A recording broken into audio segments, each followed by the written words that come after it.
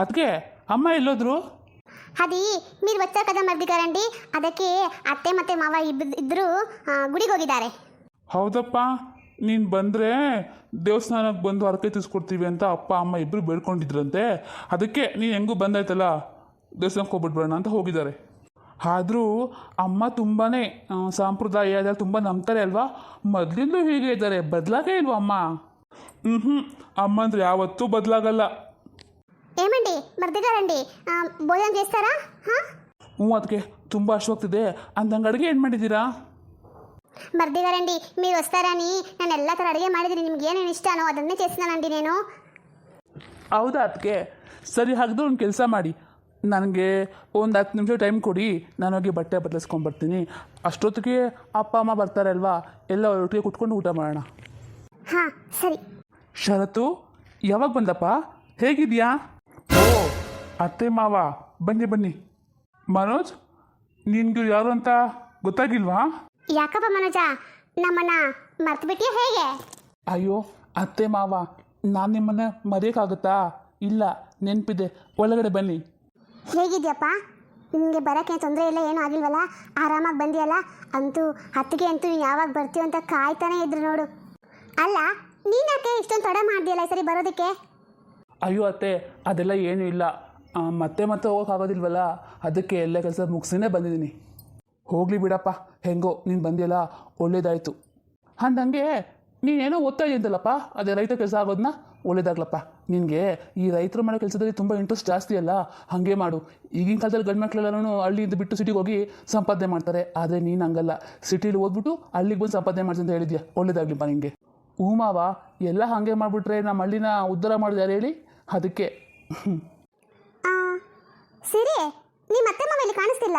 ಪಿನಿ ಹೊಸ್ತಾರು, ನೀವು ಬನ್ನಿ ಕುತ್ಕೋ ಬನ್ನಿ, ಅವರು ಗುಡಿಗೆ ಹೋಗಿದ್ದಾರೆ, ಇನ್ನೇನು ಬಂದ್ಬಿಡ್ತಾರೆ. ಓ ಅಣ್ಣ ಅದಕ್ಕೆ ನೀವಿಲ್ಲೇ ಬಂದ್ರಾ? ಒಳ್ಳೇದಾಯ್ತು ಬನ್ನಿ.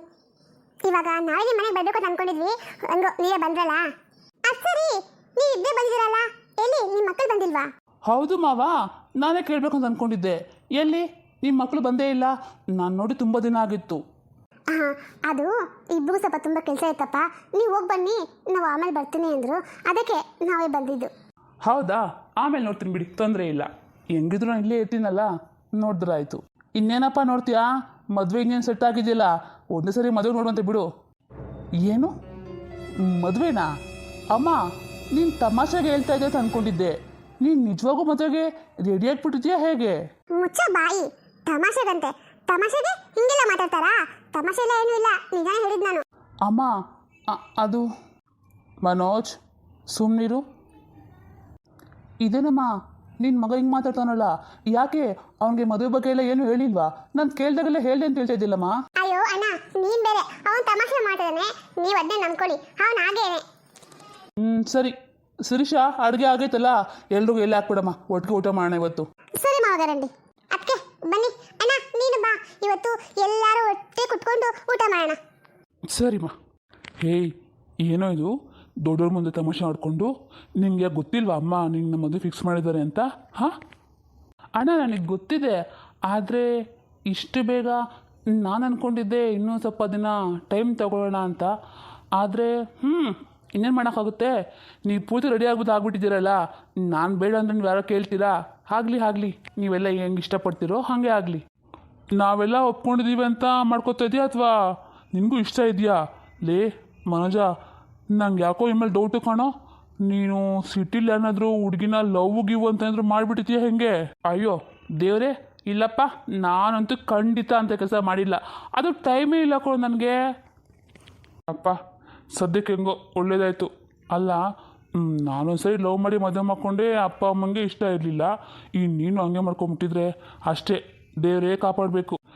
ನನ್ನ ಮದುವೆ ಅಂತೂ ಅಪ್ಪ ಅಮ್ಮ ಕಣ್ ತುಂಬ ನೋಡಿಲ್ಲ, ಆದರೆ ನಿನ್ನ ಮದುವೆನ ತುಂಬ ಚೆನ್ನಾಗಿ ಮಾಡಬೇಕು ಅಂತ ಆಸೆ ಪಟ್ಟಿದ್ದಾರೆ ಕಣೋ.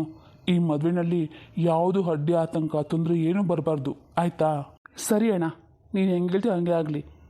ನಾನೊಂದು ಸಾರಿ ಅವಳ ಹೆಸರನ್ನ ಮಾನಸನ, ಅವಳ ಜೊತೆ ಮಾತಾಡಬೇಕಾಗಿತ್ತು. ಅವಳು ಎಲ್ಲಿ ಸಿಗ್ತಾಳಣ್ಣ? ಸಿಗ್ತಾಳಾ? ಎಲ್ಲಿ ಸಿಗ್ತಾಳಂದರೆ ನಿಮ್ಮ ಅತ್ತೆ ಮನೆ ಇದ್ದಾಳೆ, ಅತ್ತೆ ಮನೆಗೆ ಹೋಗು. ಇವತ್ತು ಬೇಡ, ನಾಳೆ ಹೋಗು, ಯಾಕಂದರೆ ಇವತ್ತು ನೀನು ಸುಸ್ತಾಗಿದೆಯಲ್ಲ, ನಾಳೆ ಬೆಳಗ್ಗೆ ಎದ್ದೋಗಿ ಮಾತಾಡ್ಸ್ಕೊಂಡು ಬಾ, ಸರಿನಾ? ಇವಾಗ ನಾನು ಊಟಕ್ಕೆ ಹೋಗೋಣ, ಸರಿ ಬಾಣ. ಅಲ್ಲಕ್ಕ ಜಾನಕಿ, ಈ ನಮ್ಮ ರಂಗಮ್ಮಜ್ಜಿ ಯಾಕೆ ಇನ್ನೂ ಬಂದೇ ಇಲ್ವಲ್ಲ? ಹಾಂ, ಅಲ್ಲ ನಾವೇ ಬಸ್ ಸ್ಟಾಪ್ಗೆ ಹೋಗ್ಬೇಕಾಗುತ್ತೋ ಏನೋ. ಪಾಪ ಅಮ್ಮ ಒಬ್ಬಳೇ ಇಲ್ಲಿ ಗಂಡ ಬರೋಕ್ಕಾಗುತ್ತಾ ಅಮ್ಮನಿಗೆ? ಹಾಂ, ಅಯ್ಯೋ ರೀ, ನಾನು ಹಂಗೆ ಅಂದ್ಕೊಂಡಿದ್ದೆ. ಆಮೇಲೆ ಗೊತ್ತಾಯಿತು, ನಾವಿಬ್ಬರು ಹೋಗಿ ಬಸ್ ಸ್ಟಾಪಲ್ಲಿ ನಿಂತ್ಕೊಂಡಿದ್ರೆ ಅವ್ರು ನಮ್ಮ ಮನೆಗೆ ಒಂದು ಸರಿ, ಇಲ್ಲ ಅಂದರೆ ನಿಮ್ಮ ತಂಗಿ ಮನೆಗೋ ಅಥವಾ ಗೀತಮ್ಮ ಮನೆಗೆ ಹೋದ್ರೆ ಏನು ಮಾಡೋಕ್ಕಾಗುತ್ತೆ. ಅದಕ್ಕೆ ಅವರೇ ಯಾರ ಮನೆಗೆ ಬರ್ತಾರೋ ಬರಲಿ, ಆಯಿತಾ? ನೀವು ಸುಮ್ಮನೆ ಆ ಅಮ್ಮನೆ ಏನು ಕೇಳಬೇಡಿ, ಆಮೇಲೆ ನಿಮಗೆ ಗೊತ್ತಲ್ಲ, ಬಾಯಿಗೆ ಬಂದಾಗ ಮಾತಾಡ್ತಾರೆ. ಹೌದು, ನೀನು ಹೇಳೋದು ಒಂದು ರೀತಿ ಕರೆಕ್ಟಾಗಿದೆ. ಆ ಅಮ್ಮನೇ ಬರಲಿ, ಯಾರ ಮನೆಗೆ ಬರ್ತಾರೋ ಬರಲಿ. ಆದರೆ ಜಾನಕಿ, ಇವಾಗ ಹೇಳ್ತೀನಿ ಕೇಳಿಸ್ಕೊ, ಆ ಅಮ್ಮ ನಮ್ಮಲ್ಲಿ ಇದ್ದಷ್ಟು ಕಾಲನೂ ಆ ಅಮ್ಮನಿಗೆ ಯಾವತ್ತೂ ಯಾರೂ ಮರ್ಯಾದೆ ಕೊಡದೆ ಮಾತಾಡಲೇಬಾರ್ದು. ಗೊತ್ತು ತಾನೇ ಅಮ್ಮ ಎಷ್ಟು ಎಣಿಸ್ತಾಳೆ ಅಂತ? ಅದು ನನಗೆ ಗೊತ್ತು. ನಿಮ್ಮ ಮಕ್ಕಳು ಸ್ವಲ್ಪ ಹೇಳ್ಬಿಡಿ, ಅವ್ರು ನನ್ನ ಮಾತಲ್ಲಿ ಕೇಳ್ತಾರೆ. ಅದರಲ್ಲೂ ಅತ್ತನೇ ಇದ್ದಾಳಲ್ಲ, ಅವಳಿಗೆ ಸ್ವಲ್ಪ ನೀವೇ ಬುದ್ಧಿ ಹೇಳ್ರಿ. ನಮ್ಮ ಅತ್ತೆ ಮಾತಾಡ್ದಂಗೆ ರಂಗಮ್ಮಜ್ಜದ ಮಾತಾಡಿದ್ರೆ ಅಷ್ಟೇ. ಹೇಳ್ತೀನಿ. ಲೋ ರಾಮೇಗೌಡ, ಇದ್ದೇನಪ್ಪ ಗೌಡ್ನೆ? ರೀ, ನಮ್ಮ ಮನೆಗೆ ಬಂದರು ರೀ. ಸರಿ, ಕರ್ಕೊಬರ್ಲಾ?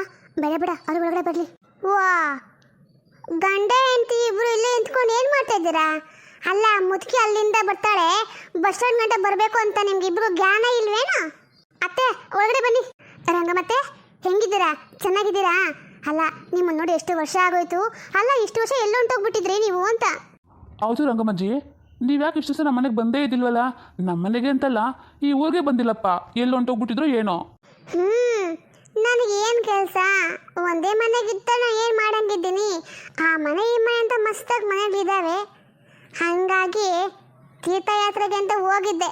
ಹೋಗ್ಬಿಟ್ಟು ಹಂಗೆ ಸ್ವಲ್ಪ ಜನ ಇದ್ದಾರಲ್ಲ, ನಾನು ಯಾರ ಮನೆಗೆ ಹೋದ್ರೂ ಬೇಗ ಕಳಿಸಲ್ಲ, ಇಟ್ಕೊಂಡಿರ್ತಾರೆ. ಅದಕ್ಕೆ ಬರೋಕ್ಕಾಗಿಲ್ಲ. ಇವಾಗ ಬರೋಂಥ ಪ್ರಸಂಗ ಬಂದೈತೆ, ಅದಕ್ಕೆ ಬಂದಿದ್ದೀನಿ. ಏನು, ನಿನ್ನ ಮಗಳಿಗೂ ಮತ್ತು ನಿಮ್ಮ ತಂಗಿ ಮಗಳಿಗೂ ಮದುವೆ ಮಾಡ್ತೀರಂತೆ? ಅಲ್ಲ, ದೊಡ್ಡೋಳು ಅಂತ ನಾನೊಬ್ಳು ಇದ್ದೀನಿ.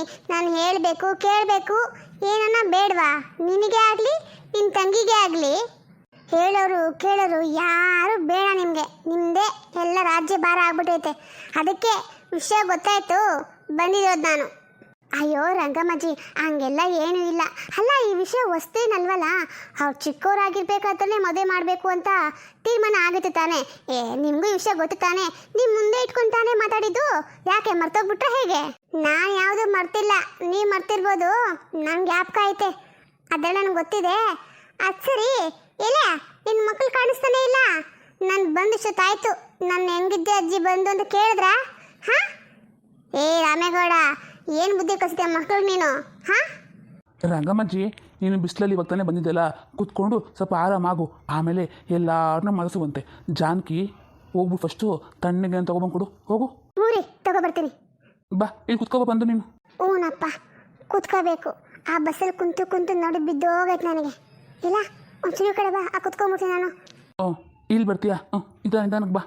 ಅಯ್ಯೋ, ಕೆಳಗೆ ಕುತ್ಕೊಬಿಟ್ಟೆ ನಮ್ಮ ನೆಲದಲ್ಲಿ. ಚಾಪೆ ತಗೋಬತ್ತೀನಿ ತಡಿ, ಇಲ್ಲ ಕುಟ್ಟಿಬೇಕು ಕುತ್ಕೋ. ಅಲ್ಲಿ ಸೋಫಾ ಇಟ್ಟು ನಾ ಕುತ್ಕೊ ನಡಿ, ಬಾ. ಅಯ್ಯ ಬಿಡು, ಕಂಡಿದ್ದೀನಿ ನಾನು ನೋಡ್ರ ಸೋಫಾನ. ನಂಗೆ ಆ ಸೋಫಾ ಗೀಪ ಇಲ್ಲ ಏನು ಬೇಡಪ್ಪ. ಈ ನೆಲನೇ ಕಣ್ಣಗೈತೆ, ಸಾಕು, ಇಲ್ಲೇ ಕುತ್ಕೊಂತೀನಿ. ಅಂದಂಗೆ ಆಚೆ ಬಂಡಿ ಮೇಲೆ ಸ್ವಲ್ಪ ಅದು ಇದು ತಗೊಬಂದಿದ್ದೀನಿ, ಎತ್ಕೊಬಂದು ಒಳಗೆ ಇಕ್ಕೋಗು. ಅದರಲ್ಲಿ 4 ಭಾಗ ಐತೆ, ಇನ್ನು 1 ಭಾಗ ಎತ್ಕೋ, ಇನ್ನು 3 ಭಾಗ ಹಾಗೆ ಇಕ್ಕು, ಸರಿನಾ? ಯಾಕಂದರೆ ನಂಗೆ ಇದೇ ಊರಾಗಿನ್ನು 3 ಮನೆ ಐತಲ್ಲ, ಆ ಮನೆಗಳಿಗೂ ಕೊಡಬೇಕು. ನಿನ್ಗೊಬ್ಬನಿಗೆ ಕೊಟ್ಟರೆ ಸಿಟ್ಟು ಬರ್ತೈತಲ್ಲ, ಅದಕ್ಕೆ ಬರೋವಾಗಲೇ 4 ಭಾಗ ಅಂತ ಮಾಡ್ಕೊ ಬಂದ್ಬಿಟ್ಟಿದ್ದೀನಿ. ಅದರಲ್ಲಿ ನೀನು 1 ಭಾಗ ಎತ್ಕೊಂಡು ಮಿಕ್ಕಿತು ಹಾಗೆ ಇಕ್ಕು. ಅಲ್ಲ, ನಿನ್ಗೆ ಈ ವಯಸ್ಸು ಇದೆಲ್ಲ ಬೇಕಾ? ಬಂದ್ಬಿಟ್ಟು ಆರಾಮಾಗಿ ಇದ್ಬಿಟ್ಟು ಹೋಗು.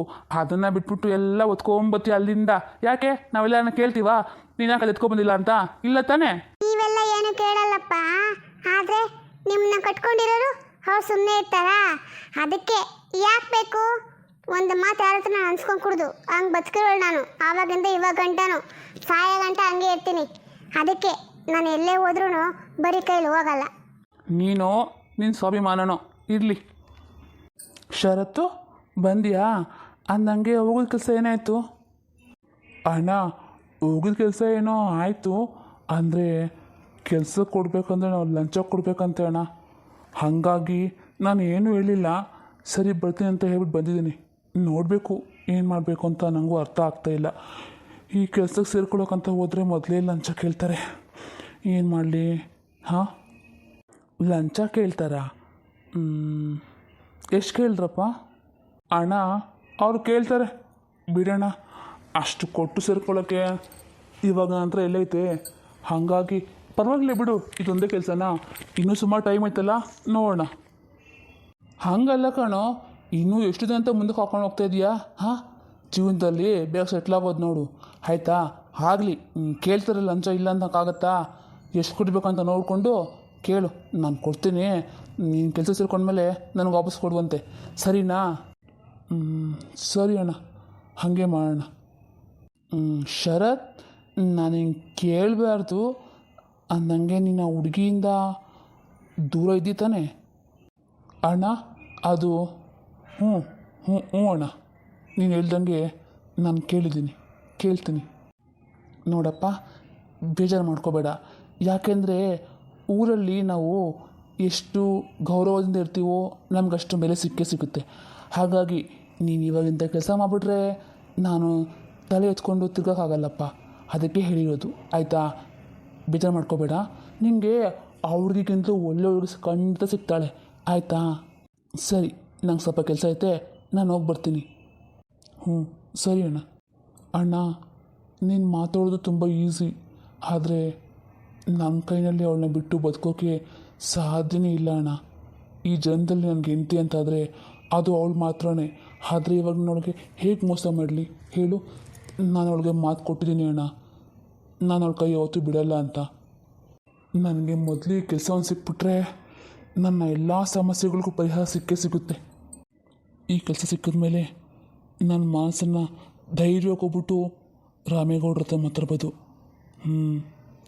ಹೌದು, ಅವ್ರು ಖಂಡಿತ ಒಪ್ಕೊತಾರೆ. ಹಾಂ, ನಾನು ಚೆನ್ನಾಗಿ ಓದಿದ್ದೀನಿ, ಒಳ್ಳೆ ಕೆಲಸ ಸಿಗ್ತಾ ಇದೆ, ಇನ್ನೇನು ಬೇಕು? ಒಬ್ಬ ಅಳಿಯನಿಗೆ ಇಷ್ಟಿದ್ರೆ ಸಾಕಲ್ವಾ? ಹಾಂ, ಅದೇ ಮತ್ತೆ.